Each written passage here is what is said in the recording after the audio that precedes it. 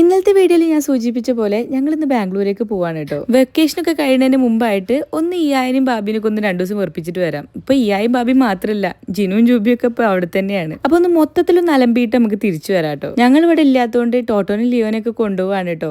അവരും ഹാപ്പി ആയിട്ടുള്ള പ്ലേസിലേക്കാണ് പോണത്. അതുകൊണ്ട് ഞങ്ങൾക്ക് കുറച്ച് സമാധാനം ഉണ്ട് കേട്ടോ. ഇറങ്ങണേന്റെ ഒരു അരമണിക്കൂർ മുമ്പുള്ള പാക്കിംഗ് ആണ് ഒരു സുഖം. ആ പ്രഷറും ആ ടെൻഷനും എന്തെങ്കിലും എടുക്കാൻ മറന്നോ എന്നുള്ള മൊത്തത്തിൽ ആ ഒരു വൈബാണ് നമുക്ക് എപ്പോഴും നല്ലത്. അല്ലെങ്കിൽ ഞാൻ അങ്ങനെ പറഞ്ഞിട്ടല്ലേ കാര്യമുള്ളൂ. അങ്ങനെ മൊത്തം ഹറി ബറി ആക്കി നമ്മളെ കാറിലേക്ക് അങ്ങോട്ട് കയറ്റിയിട്ടുണ്ട്. മക്കള് പിന്നെ അവരെ കൊണ്ടുപോകാൻ മറക്കുമോ എന്നുള്ളത് കൊണ്ടാണ് തോന്നുന്നത് നേരത്തെ തന്നെ അതിൽ കയറി ഇരുന്നിട്ടുണ്ട്. ഉച്ചയായിട്ടുണ്ട് ഞങ്ങൾ ഇറങ്ങാനുണ്ടെന്നുണ്ടെങ്കിലും ബ്രേക്ക്ഫാസ്റ്റ് പോലും ഞങ്ങൾ കാര്യമായിട്ടൊന്നും കഴിച്ചിട്ടില്ല.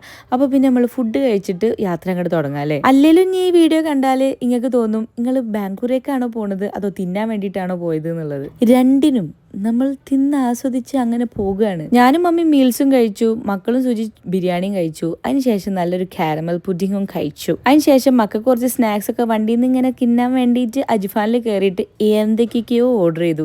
ഇത് നല്ല പലവർണ്ണ പിസ്തയാണ് കേട്ടോ, അതും കുറച്ച് വാങ്ങി. മക്കള് പിന്നെ സി.ഡി. മുസത്തെ ഇന്ദു പണിക്കര പോലെ എന്തെടുക്കും ഏതെടുക്കും എന്ന് പറഞ്ഞിട്ട് നടക്കുകയായിരുന്നു. ഇനി നമുക്ക് കഴിച്ചോണ്ട് അങ്ങോട്ട് യാത്ര പോകാം. കുറച്ചൊന്നല്ല, 8 മണിക്കൂർ 7.25 മണിക്കൂറുണ്ട് നമ്മൾ ഡെസ്റ്റിനേഷനിൽ എത്താൻ വേണ്ടിയിട്ട്. മക്കൾ വാങ്ങിയാൽ ഇങ്ങനെ കുറെ സാധനങ്ങളൊക്കെ അടിച്ചു മാറ്റി ഞാൻ തിന്നുന്നുണ്ട് കേട്ടോ. പിന്നെ കുറച്ചങ്ങോട്ട് പോയപ്പോൾ ഞങ്ങളൊരു പരിപ്പുവട കടയിൽ നിർത്തിയിട്ട് പരിപ്പുവട വാങ്ങി കഴിച്ചു. നല്ല യമ്മി വെളിച്ചെണ്ണയിൽ പൊരിച്ച അടിപൊളി പരിപ്പുവടയായിരുന്നു കേട്ടോ. ഞങ്ങൾ ചുരമൊക്കെ കയറുന്ന സമയത്ത് മക്കൾ ഫുൾ കാഴ്ചകളൊക്കെ കണ്ട് മങ്കീസിനോടൊക്കെ ടാറ്റാ ബൈ ബൈ പറഞ്ഞിട്ട് വരുന്നുണ്ടായിരുന്നത്. ചുരമൊക്കെ കഴിഞ്ഞപ്പോൾ പിന്നെ ഒന്ന് ഫ്രഷ് ആവാൻ വേണ്ടിയിട്ട് ഞങ്ങൾ ഒരു സ്ഥലത്ത് നിർത്തി. ഞങ്ങൾ മുഖമൊക്കെ കഴുകി ഫ്രഷ് ആവുകയാണ് ചെയ്തതെങ്കിലും മക്കൾ ഇവിടെ അവരുടെ ചോക്ലേറ്റ്സ് ഒക്കെ നല്ല രീതിയിൽ എടുത്തു വെച്ചിട്ടാണ് ഇവിടെ ഫ്രഷ് ആവുണ്ടായിരുന്നത്. അവിടെ കുറച്ചേരം ചുറ്റിപ്പറ്റി നടന്നതിന് ശേഷം ഞങ്ങൾ വീണ്ടും യാത്ര തുടങ്ങി.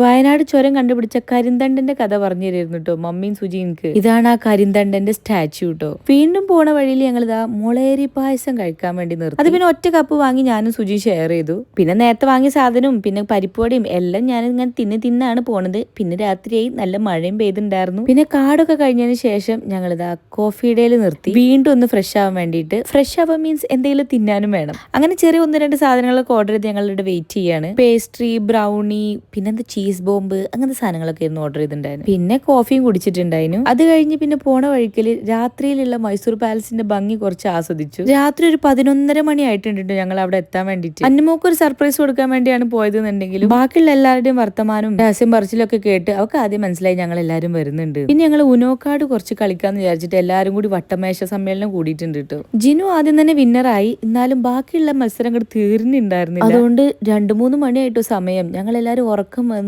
അങ്ങേ തല എത്തിണ്ടതാ. എന്റെ മുഖം കണ്ടാൽ അറിയാലോ, കിളി എന്ന സാധനം എന്റെ ശരീരത്തിലേ ഇല്ല. പിന്നെ കളി തീരാതെ കളി അങ്ങോട്ട് നിർത്തുകയാണ് കേട്ടോ ചെയ്തത്. അപ്പൊ ഇനി നാളെ മുതൽ ബാംഗ്ലൂർ വിശേഷങ്ങളായിട്ട്